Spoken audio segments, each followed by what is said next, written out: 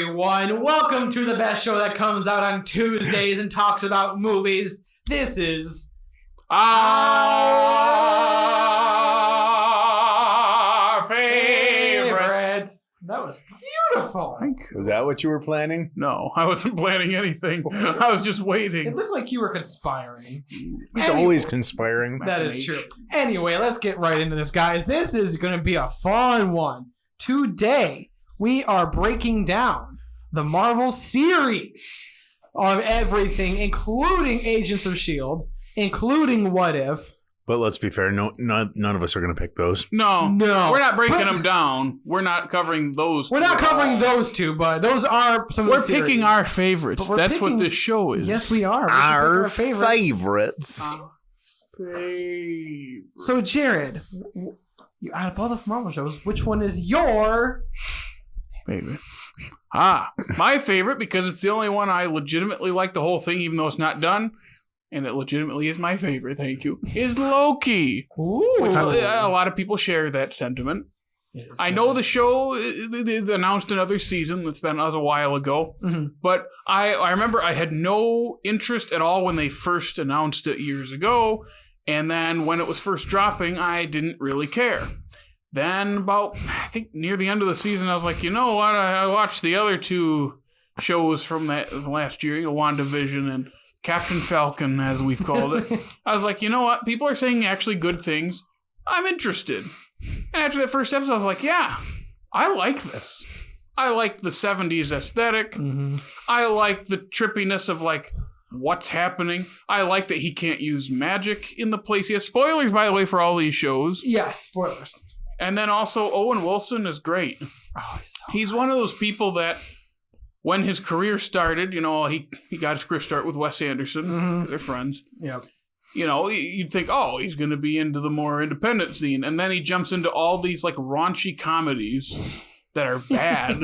Not all of them, just a lot of them. And it's weird how his career has panned out, because it's still while doing, like, Hall Pass and Drobit Taylor, and outside of doing Behind Enemy Lines in the middle of all that, he'd still be in the occasional Wes Anderson thing. Mm-hmm. And then I think he had some personal troubles that he was going through in the mid-2000s. Yeah, some sad stuff. And I think he's much better now. Mm. But I don't know where the what do we call his renaissance? I would say Renaissance. I can tell you exactly. Midnight in Paris, maybe. No, I'm not saying where it starts. I'm just saying, like, what do we call it? No, do you want to know where it starts? Cars. In 2006. That's right in the middle of all the personal stuff. I think Cars has made a resurgence in memes mostly, not actual people liking it, just people making fun of. Wow, ka-chow. That's where I feel like the Renaissance is coming from. Renaissance. That's the best name I got for it.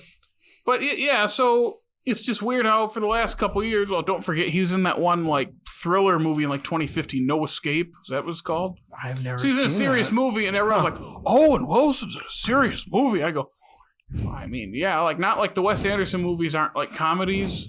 But also, like, he's not only in these dumb movies, he's in other things, too. But he's not in Moonrise, is he? Moonrise Kingdom? I don't think he is. No. Jason Schwartzman is. Yeah. Bruce Willis is. Bill Murray, they got all the... Yeah, they did Norris, I think. Because Wilson, because he's in Grand Budapest. And The French Dispatch, which... His segment is I can't say my favorite. He's in Darjeeling. I don't want to say too much. I know, I still haven't. His segment is the shortest. It's like 3 minutes, but it's great. I had to watch a whole movie of Owen Wilson on a bike. Oh, yeah. Which I would love to watch a whole series with him on not a speedboat, oh my God. What is the thing? A jet ski? Thank you, a jet ski. Because that's what he wants in the show. That is exactly what he wants. Yeah, nice segue. Thank you. Yeah. But yeah, he's a great foil to Loki. And Tom Hiddleston, it's one of those things where you don't get sick of him, but they used him so much in the movies that it's like, okay, we just keep using it and we keep killing him. Mm-hmm. So when it's like, oh, he's not dead anymore on this timeline, it's like, oh, okay. But then the things they do with it, where it's like, oh, he's ruptured it, that's why he's there. I'm like, okay, I'm on board for this. And he's got plenty of screen presence and charisma. Oh, and he's the main character. Mm-hmm. And I was not sure how I'd feel about undoing all the development and the character arc that happened post first Avengers movie. Mm-hmm. But that scene where he's like watching it all and, he's crying when... That was what is their mother's name? Is it Frida? Yeah, I think Frida. Yeah, so like that, just watching it all and he's crying, I'm like, that's good. We don't have to watch all these scenes drawn out. It's just really quick, and parts of, and Jake will get this, parts of him in there, like looking at those clips reminded me of Defending Your Life. Like a lot, where that's the movie where Albert Brooks is looking at, you're on trial for your life to see if you move on to the next step, and you watch scenes from your life. It's a great movie. It's great. I love it. I can see how that obviously would have... It's influenced like every kind of afterlife thing after it in some way, even if... Because I'd never heard of it before the Criterion Collection announced it. And I like Albert Brooks a lot. So, I mean, a lot of people say The Good Place takes a lot of inspiration from it. That makes sense. Yeah, so that kind of stuff. And I love that kind of stuff where like turning your life into movie clips is just a thing everyone has done now. But that's just always interesting to me. Oh, yeah.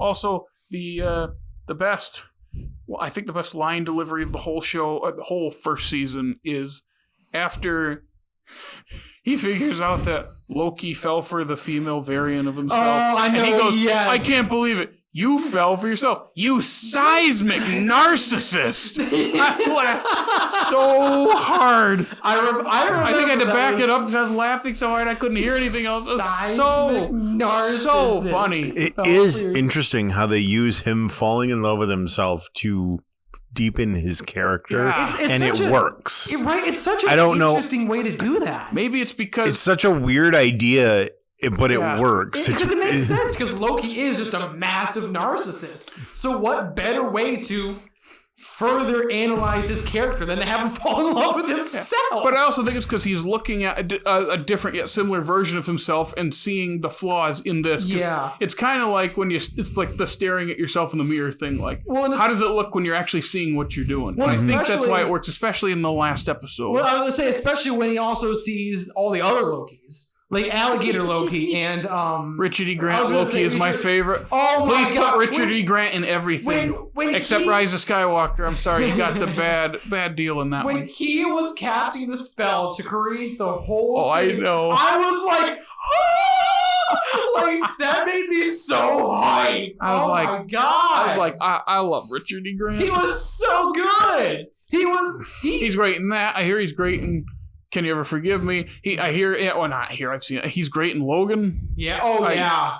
He's so good in everything he does. Which, I have to mention another impeccable actor that made his presence known for only like 9 minutes of screen time. Kang, baby. Jonathan Majors. That's at the end of that. That's that last episode, right? The last episode. That's more than 9 minutes. That's like half the episode. Is him talking to them. Yeah. And the climax of your show is a conversation that ends with more, but it felt like a lot of people... Kang was the dude, with the apple. Yeah. It felt like, and a lot of people made this comparison, this is not me. It felt like the scene in The Matrix Reloaded where the architect guy is just spewing exposition for 20 minutes at Keanu Reeves, but it's like that, but done better. But how you're supposed to It's more of a conversation, not just old white guy going, this is this, and this is this, because I did this, and you are this, for 20 minutes. Instead, it was like, this is actually engaging, and I'm kind of on the edge of my seat. What's going to happen? Especially when you have Jonathan Majors. Oh my God, he is such a talented actor. Really quick before you say anything. Everybody, if you have not seen, it's the Cthulhu. Who wrote Cthulhu? Who's the famous author? Something Country. Lovecraft Country. If you have not seen Lovecraft Country, Jonathan Majors is in that. He's phenomenal. Okay, rant over. He's really good in that. And he's really going to be really good in this. Yeah, and I think that's all I have time to say about Loki. But it's the only one of the shows that I legitimately was looking forward to each episode outside of WandaVision. It's a whole nother thing. Because we'll get into that. That's why I don't want to say it here, but it's the only one where I was like actually invested. And when the veil of what's happening is ripped down, I was like, no, I'm still interested. I'm still there. And a season 2, we'll see what they do, but I'm game. And that cliffhanger ending. Like, I'm so ready for season 2. Yeah. So, one last thing I want to say about it is I was reading something that was like an interview with Kevin Feige or something, and he was linking I know exactly everything that's going on in Phase 4 to a moment with the architect. Yes. And I can't remember. It's when Sylvie killed him. And that's when the whole multiverse split. Kang, that is what unleashed the multiverse, according to Kevin Feige, which is kind of weird because I feel like they hinted at this before Loki even came out. So I'm kind of curious as to how the multiverse actually works, but that's... I wonder if they know. We're talking about Kevin Feige here. He's in control of all of those movies. Who are we kidding? Whatever he says goes. He is, but that's the thing. Really, you mentioned that, and like I'm hung up because... So in Loki is obviously that's what he said. The multiverse came into existence. Although I could have sworn, at least in Far From Home... Well, I know that wasn't the actual multiverse. But like, I you got to like keep. They hinted at the multiverse before that event in Loki, which is why I'm just a little bit confused. Well, Loki was before Spider-Man. No Way Home wasn't it? Okay. Yeah. I was gonna say, regardless of that, like, just because of the setup of Loki, you could argue that was at any point in time and could have been at any point in time when the shows were, because any time after Loki's death, that is. That's fair. That's very fair. Okay, well, on that note, Loki was awesome, but now it's my turn. And I get to talk about my favorites. And he is really hype about this, you guys. I'm hyped, y'all! Moon Knight is the best show Marvel has ever made. And I want to preface it by saying that I am not a major fan of the finale. But I think the show in a whole... You mean the hour-long Power Rangers climax? No, it wasn't an hour long. You want to know how long the finale was? 37 minutes. Yeah. Oh, really? No, it was legit like 40 minutes. It was like 30 to 40 minutes without credits. And the rest of them are like 55. The rest of them were like 50 minutes. Like, that's like... I know I immediately said this in my fear that I'm going to go into what I don't like about it, but I want to get this out of the way because... It's my favorite. Here's what I hate. Well, because like, the first 5 episodes did... Again, spoilers, we mentioned before. The first 5 episodes did a fantastic job of showing us who Mark Spector is, who Stephen Grant is, and just... especially... Mark Spector, Stephen Grant. Especially in episode 5. That is a good episode. Where you see him break down in the middle of the street after seeing his mom's funeral and watching him try to comprehend. Well, okay, there's so many layers going on. First off, watching Mark Spector just go through those emotions is painful enough. And then watching Jake and Mark looking back on them, watching them process what he's going through right now. To me, it's just layer on layer of some of the best character development. And honestly, just some of the best acting I have ever seen in Marvel. I legitimately think Oscar Isaac's role in this, it's probably better than anything, even in the movies. Like, I am really giving it that much credit. I thought he killed it the most, which is why in episode 6, when they took the slow build, that was episodes 1 through 5, I thought those were very, very... They were plotted very well. I like the pacing of the information. And then 6 was kind of just like, boop, boop, boop, boop, boop, we're done. It felt very odd to me to tie it up all that fast. I thought the ending needed a little bit more time to breathe. Because, like, especially after that dramatic scene we just saw, and probably that I was talking about, like, on the streets. You mean the one where Mark goes into the sand and looks for Steven? No, the episode that I want... Well, that's in 5, isn't it? No, yeah. The big one I'm talking about in 5 is when he was like looking at his mom's. Or was it in 6? Oh, that is a Mark. It gets hard to. That's part of what I liked about it is you lose track of who you're actually watching. Well, but I will actually maybe disagree with you a little bit on that because I think Oscar Isaac, the way that he plays each character, is perfect. I think that I can tell even just by his facial muscles that are moving, that I can tell which character is in which spot. Especially like at the last scene, the very last episode where he was jumping back and forth between characters and fighting. I thought that like him like switching back and forth and fighting styles, I thought that worked Yeah, but they also had the suit to keep track of it. Yes, that's obviously another. That's what I'm saying with like the roof chase scene where he's chasing the. I don't know what they are. Parkour. Yeah, those guys. When they're parkouring.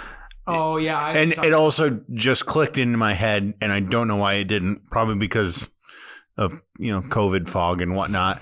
But that the personality of his that's killing everybody is the Jake one. Jake Lockley. I didn't even think about that until that is the big reason.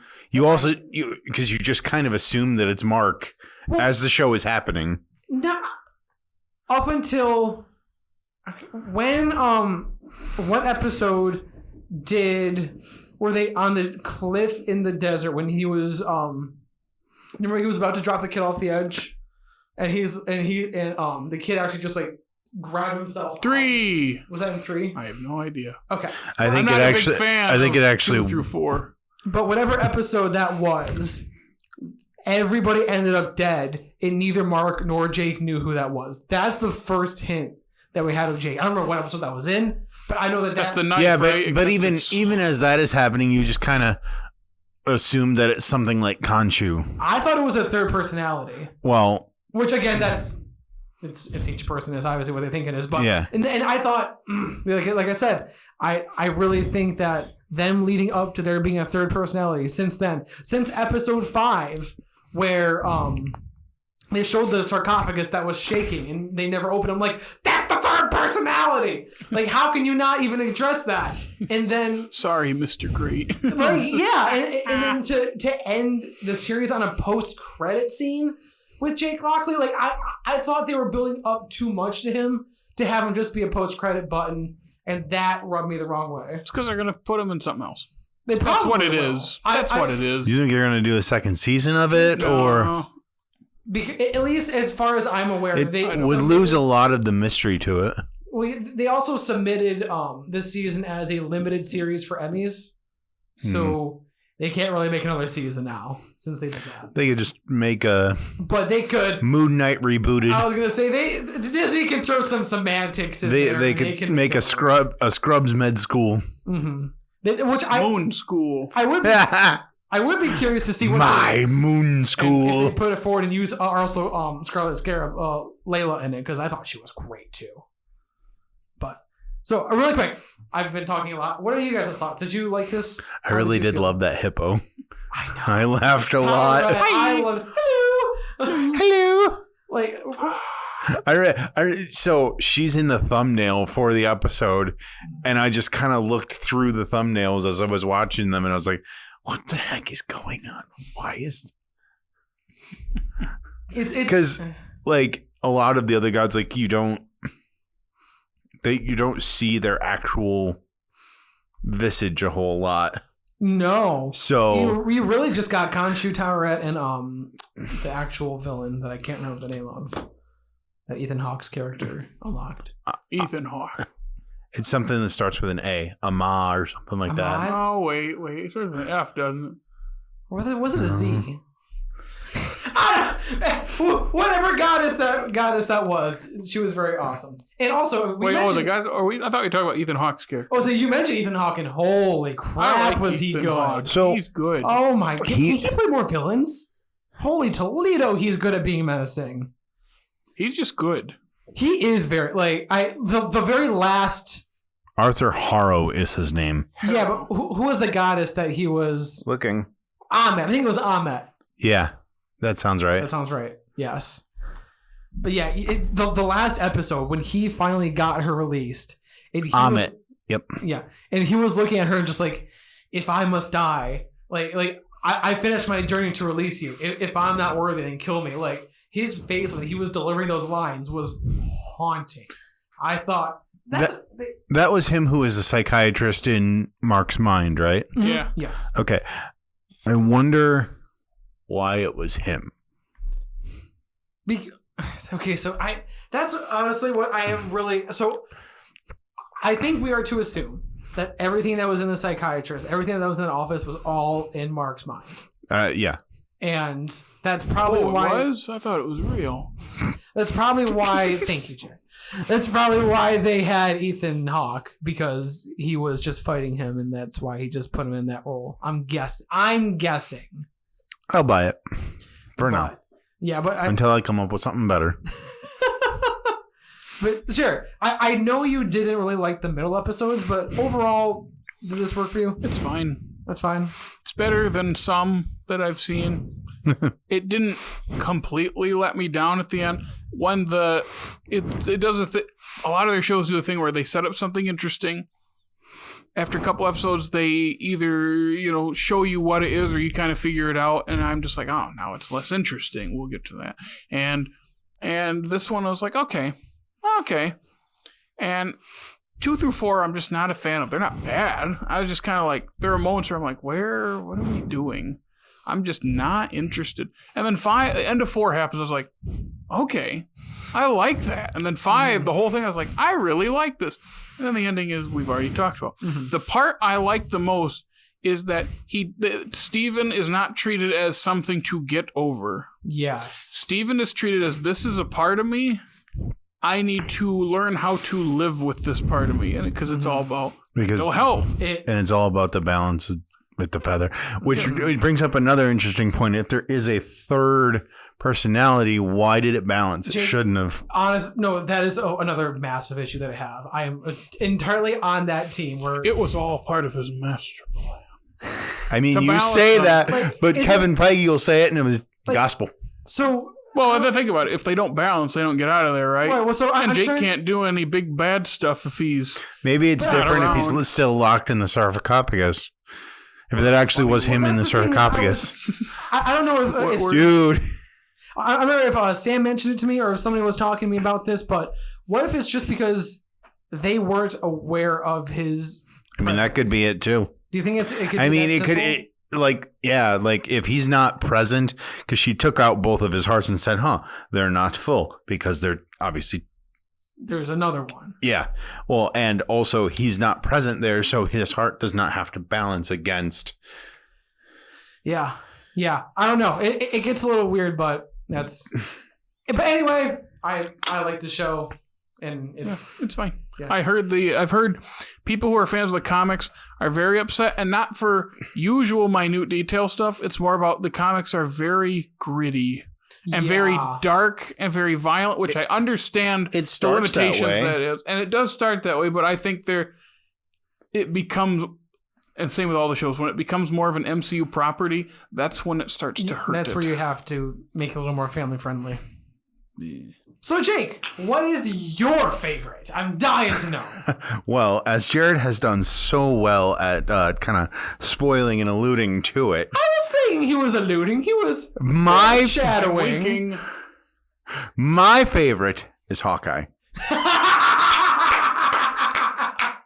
Right? The Christmas bokeh.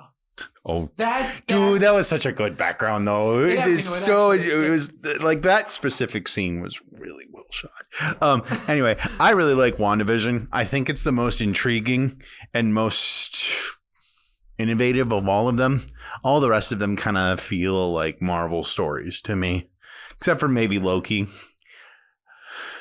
And WandaVision is set up in such a way where every episode is different and has just kind of tones that go through. And those first 2 episodes, like you always say, are the best. They're funny, but they also kind of have that like haunting sort of quality. Not too much. It's just a couple moments. Yeah, it's like when Lost was good. Yeah. It's like when Lost. They didn't go full on like spicy moments. Yeah. And I love Paul Bettany in it. I love it's the show that made me really is it Elizabeth Olsen? Yeah. Honestly, I don't think the movies do her a whole lot of justice. Honestly, at least in Multiverse of Madness, I thought she was great. Yeah, but this was before Multiverse of Madness. You're right, though. You don't have Multiverse of Madness without this. No. WandaVision tripped where Multiverse of Madness fell. Is that better? I would say, yeah. No, WandaVision tripped and fell on Multiverse of Madness. You were saying though. One thing I really don't like about the show. One thing I really don't like about Marvel, just properties in general, it seems like the further we get into this, the further they just hoodwink us all the time. Yep. Just and like we keep all the falling time. for it. Like specifically with this, and I'll get into the other thing that you were talking about. The Agatha stuff, is that what you're talking Well, the Agatha stuff, the silver speedster. The silver. I don't know. Quicksilver. There we The go. silver speedster. I like that better. Ralph Especially if it's Silver. Evan Peters going, I'm the silver speedster. Yeah. But like my brain was crossing it with the Silver Surfer. But like they set him up to be like this multiverse thing, right? And he's not. Like It's a joke. it's It's a just a joke. massive But like, It's but like, just a massive but I there's, know. It made me mad. I was like, that's lame. That's a lame joke and a lame tease. I'm not gonna Why lie. are we falling for it? I never fell for it, but I thought it was hilarious. Of course you did. You like bathroom humor. Well, I thought it was the perfect fake out for it. Don't get me wrong, I was a part of the people that theorized after every single episode, but I thought it was a beautiful fake out to say, oh, is this Quicksilver? No, this is a boner joke. Like, I thought that was just so funny. it's just so, and like, It feels like they're insulting the audience. yeah. That's what MCU does. Because they did insults it. us. They did And it. we keep They did it in watching Iron Man this. 3. They did it in Far From Home. They did it They're in- doing it in this. They did it in Shang-Chi. The whole movie. Yeah. The whole movie is just a joke Just about a keep- better They movie. just keep doing it to us. And I'm someone who I care enough to keep watching, It's not but I'm even- not super invested anymore. And I was kind of before Endgame. It's not even like a twist either. It's just kind of like, and you know, and with WandaVision, I like the way that I like the way they set it up. Like, I like the way that Vision figures it out. Mm-hmm. I wish that they hadn't taken you out of the bubble until Vision himself went out of the I bubble. don't know. They opened the curtains way Yeah, too early. Like, it's in the first episode. No, it's in the third episode. They take you out, and it's like, and I like the way they introduce. I did What's like the name of the character? the The girl with the curly hair. Darcy, Yeah. No. right? No. Are you talking That's about the that's agents? Kat Dennings. Yeah, it Yeah, is. is their The last name? girl with the curly It's hair on that the Wanda tip of my throws tongue. out, and then she comes back in, but she has powers. Oh, Monica Rambeau. Rambo. Yeah. Rambo. The I girl did not- from Captain Marvel. Yes, Yeah, who's now an adult. yes. Yes, and I love. It's got one of my favorite scenes addressing the Hospital. blip. Yep. But they pulled the veil out from over our eyes. They pulled the rug out from us. Yes, there we go. They pulled the they veil. took the mystery away They too removed soon. the rug and pulled the veil. Is that what you're trying to say? They took the mystery out too soon. I had no reason to watch it once I knew what it was, and once I knew what was going on, and I was like, "Oh well, Agatha's just gonna be some evil person now." The thing is, I never suspected Agatha though. Really? I didn't. I honestly was. Out of all of the people, she's the only one acting weird. Do you want to know? So at the time, I don't remember if you remember the hype that it was going to be a certain character. It was going to be who are they going to introduce? Oh, Was it- crap? It was who's the devil of the Marvel? I don't remember the name. Mephisto. Yeah. Everybody was saying it's Mephisto. It's Mephisto. It And still so- technically could have been. But I remember because I was watching it when it came out, and I was like, oh my god, it's Mephisto. Like I was fully on that train. Then when it wasn't, it was like, oh, I get it, I like it, but I was like, oh. Yeah, I mean, like I said, it is my favorite. I know I'm talking about things I don't really like about it. It is my favorite. I think it's the most interesting in a innovative sort of way, in a way to not kick off the fourth phase because, of course, now that's Far From Home, right? Yeah, I think We don't know. They keep switching it back and But forth. it kicked off all the series. Yeah, It's the like first. it's a good way to get me hooked on watching those series. But like all of the other shows that they do, they drop the ball in like the fourth or fifth episode, and then they recover for a second. no, Don't they? you have like a whole episode of falling action that like starts a new plot line. it's weird. I'll be honest, it's been a hot second since I've seen it. Yeah, like what episode? I'm trying to remember exactly which one you're talking about. So, okay, so we got the I Love Lucy episode, we got the Dick Van Dyke episode, we got the Brady Bunch episode. What's after that? I think it's Malcolm in the Middle after that. I remember we skipped the 80s and the episode. 90s, or did we skip straight to like a Full House thing? Didn't we? There was a Full House thing. Brady Bunch. Oh, it was All in the Family. All the Family, and then Full House, and then Malcolm in the Middle, and then like a Modern Family mockumentary thing. Yeah. Right? Yep. And then 7. Yeah, and then there's 2 episodes left. Isn't 8 and there? 9. Yeah. Yeah. So we don't have one for 8 and 9 then. Because 8 is the one where we're going through Wanda's memories, right? And that was good. Well, and isn't that the one where we got the iconic song? It was Agatha all along. Yeah. See, I would have pushed that reveal off until the last episode, I think. Interesting. Just because I feel, and it might be in hindsight with the rest of them, because I feel like then I got to watch a whole nother episode where it's like, okay, this is just a Marvel show now. Like, it's not interesting. Or like they did it with Captain Falcon, where they had their big climax the episode before it ended, and then the whole last episode is just falling action, and I don't really care. And that is a good point. They do stagger their shows and make it like the second to last episode. Loki did it is where okay. You know, I cared. It's just Hawkeye was just is Hawkeye.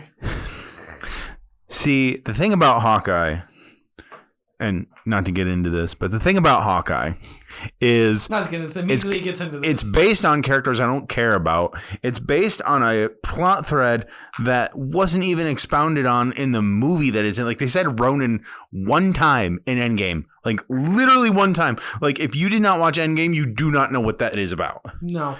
And then they're going along, and they get to the 5th episode, and they start throwing in new plot lines. Like, what the heck? Which, to be fair, I would have rather had the whole show about Florence Pugh.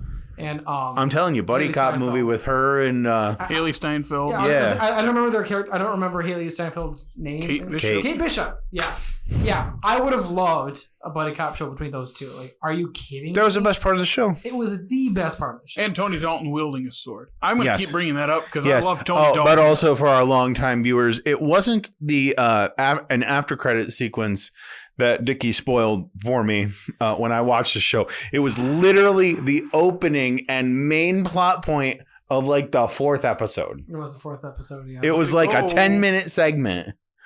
And he tried to double down on the fact that it was Black Widow. He tried, and he failed miserably. I was wrong. Pretty bad. I was wrong. But WandaVision. I have to ask. So I've heard a lot of people that do not like that finale. Did you like? I personally like. I felt like it was fine, just kind of fine. Nothing. I mean, again, it turned from something in, and because it lost its mystery. It's mystery, and because it lost its structure of how it was, like it wasn't structured like another. Like, I would have preferred 2 more episodes of different decades. Like, say they did like a Scrubs that would have episode, or like a Dawson's Creek something sort of thing. Schitt's Creek, yeah. You know what I mean. Mm-hmm. And then, did you just think Schitt's Creek and Dawson's Creek were the same thing? No, but good. Those are not the same thing. Not even close. I know. They're just 2 different creeks. He's up a creek. Anyway. To be fair, what he said is more of a comedy than what I said. I know Dawson's Creek is not really a comedy. Yeah. I'm just saying, like, I thought you said Dawson's Creek, and he's like, oh yeah, Schitt's Creek. You know what I'm trying to say, though, but and they would have pushed off, like, maybe made it, I don't know, maybe made it another episode, or have her fight her through the decades or something like that. Like, just make it a little more interesting than, oh, look, she's a hovering witch and she's choking my boys. And like, they could have taken a little bit more time to explain Wanda's trauma. Oh, I thought the entire show was about exploring her trauma. Yeah, but like how her trauma played into Westview coming into existence in the way that it was. Yeah, I mean, so what it sounds like it was really quick, and I just remember feeling that pretty hard. So what it sounds like is Marvel is good at making they're good at the setup. They're not good at the payoff. Not the payoff. Yeah. Okay, well, on that note... I had one more thing. Oh, just one real more? quick. When I mentioned consequences earlier tonight, I don't remember when I said it. We recorded a bunch of these. I don't remember when I said it could have this. easily been a different episode. Okay, it might have been at That Works thing. Whenever That comes out. Just saying, this is an example of, I understand you're running low on time, and I understand they cover it in different things, but when she enslaves an entire town against their will, and there's like no consequences for that, I remember thinking, her consequences, everyone is mad at her. Is this the best we're going to do with this? And then White Vision. Like, what's going on with that? We don't need to get into that. I would love to know, because White Vision was awesome, but... That's all I was just saying, like, Marvel tends to have, like, no consequences. Yeah. And this phase has been not that much consequences, with the best example being the end of No Way Home. That is very fair. So, I just wanted to add that. And now you can... No. That's not the best example of having no consequences. No, that's of having consequences. I was going to say. Yeah. That's the trailers for Multiverse of Madness. Oh, yeah, this is the movie that's going to change the MCU forever. No. No Way Home did that.